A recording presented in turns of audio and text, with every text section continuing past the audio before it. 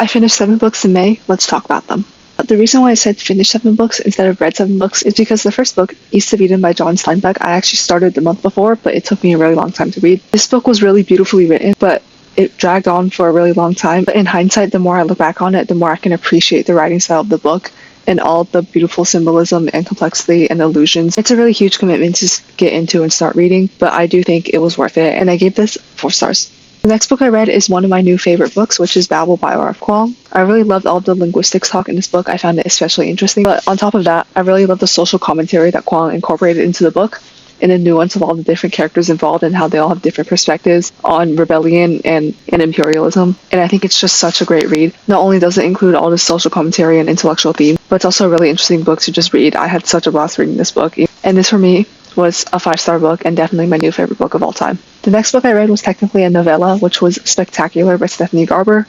This novella contained the usual Stephanie Garber really whimsical writing, but the plot of this I just really didn't enjoy. I didn't find it interesting, and at the end, something happens that's supposed to be a grand gesture of love. Personally, I just found it really creepy, and I was not into that. That kind of just icked me out, so honestly, I gave this novella a 2 stars. The next book I read was Fahrenheit 451 by Ray Bradbury. This was another one of those books where it has such an interesting social commentary. I love its discussion on the value of books, the power of knowledge in society. A problem I had with this book, though, was that the writing style was kind of unique, but I also do think that it was too unique to the fact that I was too dumb to understand it. And again, I think it's a really interesting read. I gave this a 4 stars. The next book I read, which I actually listened to audiobook, was The Song of Achilles by Madeline Miller. The writing style of Madeline Miller, she writes absolutely beautifully. It has such a nice vibe to it that I really think matches the overall vibes of the story. The ending was really poignant. While it was sad in a really beautiful way. And you can just really appreciate her writing coming through in that end.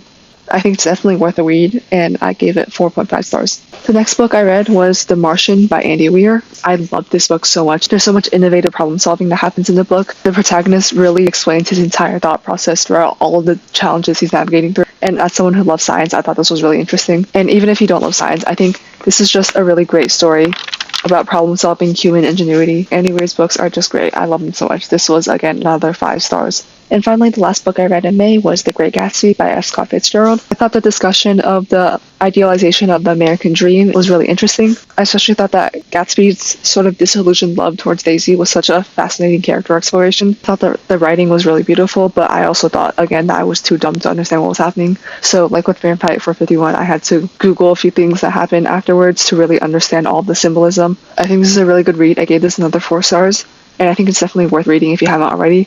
And these are all the books I've read in May. Please let me know if you read any of these in the comments and what you thought of them. Thanks.